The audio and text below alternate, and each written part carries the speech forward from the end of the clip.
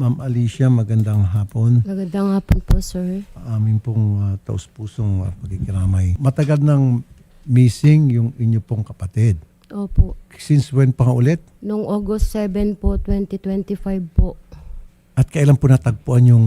March 26 po, nito po lang po. Ano po yung paalam niya sa inyo, sa mga kamag-anak, bago siya na missing? Hindi po siya nagpaalam na wala na daw po siya. Nawala lang bigla? Opo. So hindi siya hinanap ng kanyang mister? Hinanap naman daw po. And then, nung hindi mahanap, nagsabi sa pulis. Nag-report na po sila, nagpa-blatter na din po sila. Nung umalis sa bahay, wala siyang pinaalam kay mister kung saan siya pupunta? Wala po kasi, wala po yung asawa niya. Nasaan po yung asawa niyo? Nasa trabaho daw po. Meron pong nasabi sa research na parang magre-remit ata siya ng pera. Opo. So yun ang paalam niya kay mister. Ayun po yung alam po nila. Wala pa ho tayong persons of interest man lang? Wala pa po, sir eh. Sarge, magandang hapon po sir. Sir, good afternoon po, sir. Wala pa rin tayong lead. Blank call pa rin po as of today. Tungkol po sa kasong nawawalang kamag-anak ni Ma'am Alicia and then later on, tagpuan recently na bangkay na lang. Ano pong pinaka-latest, sir? Sir, yung pinaka-latest update namin dyan, sir, sa missing person, sir, na si Ma'am Annalisa Conde, sir.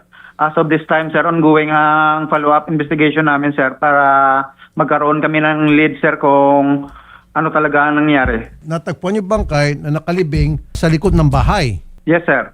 Ano Nung makita, sir, yung skeletal remains, sir, hindi nakalibing, sir, nakalutang lang, sir, sa taas ng lupa, sir. Within that property na pag-aari nitong victim and the husband.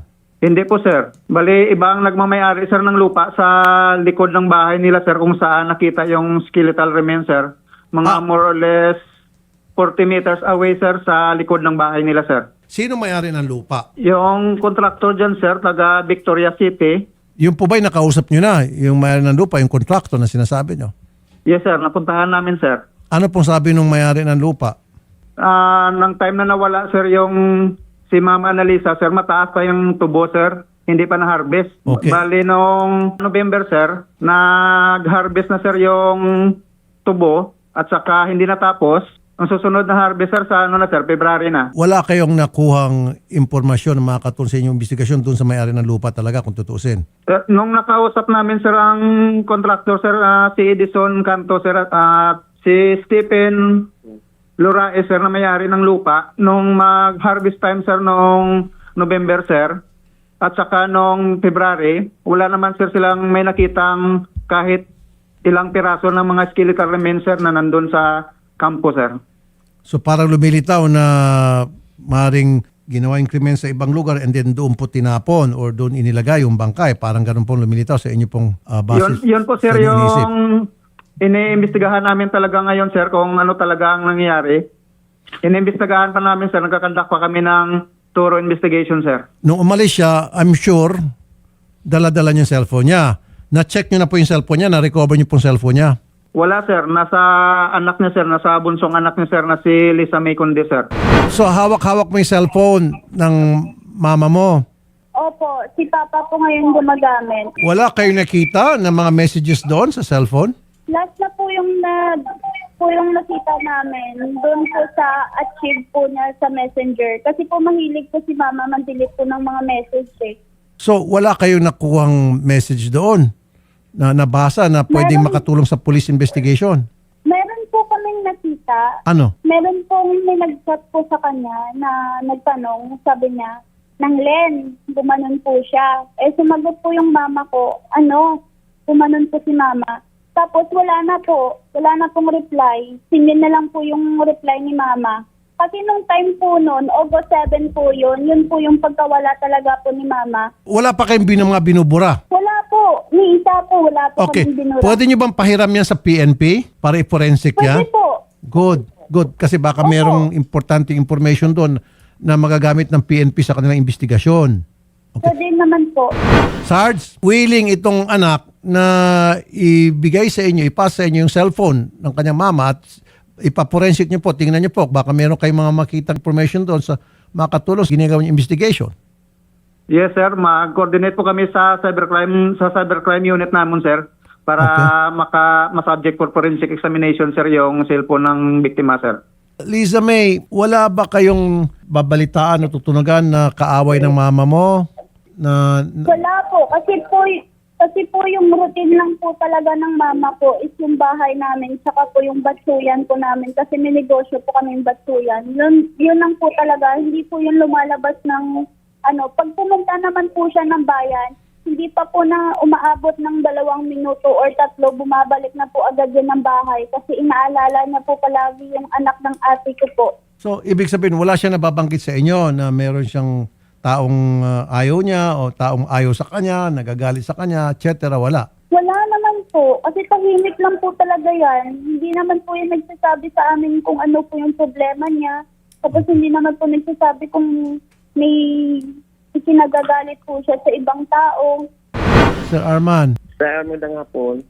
nung umalis yung misis mo, Opo. ang pagkasabi sa research namin, siya raw ay dapat mag-remit ng pera. Opo. Kanino ho siya mag-remit? Bali po, maghatid ng pera. Magkano po yung perang ihatid? Yan na, hindi ko alam kung magkano pera ang dala niya dahil nasa trabaho ako eh. Pero alam ko may pera siyang dala dahil yung pera namin sa bahay na inog pa rin yun ng rehistro ng sasakyan o RTR nadala niya eh. Colonel Latayon. Sir, magandang hapon po, sir. Yes, sir. Good afternoon po, sir. Nagtatrabaho naman po yung tauhan yung si Sargento Amande, pero mas maganda, sir, kung nandiyan kayo para tutukan itong kaso, mapapabilis po yung paggulong na investigasyon. Sa ngayon po, mukhang we're facing a blank wall. Ika nga. Yes po, sir. Lumabas po kasi nakarating po sa amin na may nakakita daw po sa ate ko na may kasama pong ibang lalaki. Sino yung lalaki yun? Yun lang po yung hindi namin po alam kasi lumabas po kasi yun, sinabi po sa amin yun. Tsaka sinabi po nung asawa po niya, dun sa kuya ko po na nakita niya po yung ate ko sa 7-Eleven na may kasama daw pong Nakita lalaki. ni Nakita Ni daw Sir po Esther. nung ni So, Mr. sir, nakita niyo po yung misis niya may kasama ibang lalaki. Ano pong naging niyo po? Reaksyon? Wala ko naman nakita doon ah. Yun po yung sinabi niya sa kapatid ko po kay Kuya Aljun po. Hindi pa yun nangyari yung na siya. Sir, may request ako. Okay lang ba ipalay detector test ka namin para at least malinis na po yung pangalan mo at mawala na yung mga haka-haka? Okay ba sa'yo? Sir. Pati may-ari ng Okay, lupa sir. na kung saan tagpuan ang bangkay, willing ka ba, sir, magpalay detector test? Pwede sir, pwede. Okay. Colonel tayo. Okay, pumapayag naman to, voluntary naman to, pumapayag po si Sir Arman na magpalay detector test para maklear na siya. Kung Sige po, sir. kinakailangan. I-facilitate po natin yan, sir.